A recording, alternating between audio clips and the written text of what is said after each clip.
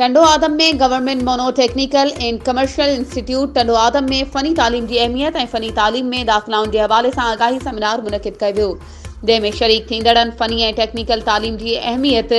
Role और उन की ज़रूरत और अफ़ादियत के हवाले से ॻाल्हि ॿोल कई ऐं अॼु जे दौर में इन अहमियत के उजागर किया। तकरीब के मेहमान ख़ुसूसी तालके चेयरमैन टंडो आदम गुलाम मुर्तज़ा जुणे जो पंहिंजे ख़यालनि जो इज़हार कंदे चयो त हिन क़िस्म के प्रोग्रामनि सां तरक्की ऐं फ़नी तालीम जूं नयूं राहूं हमवार थींदियूं, जंहिं तहत नवनि माहिर टेक्निकल ट्रेनिंग इदारनि ऐं जदीद ख़तूत ते नौजवाननि ऐं मुल्क जे मइमारनि खे रोशन मुस्तक़बिल लाइ तयार कंदा। हुन चयो त दुनिया में हुनरमंद तालीम वठंदड़ ऐं सिख्या वठंदड़ माण्हुनि जी ज़रूरत आहे। हुन मौक़े ते ख़िताब कंदे प्रिंसिपल ग़ुलाम मुस्तफ़ा साम चयो त असांखे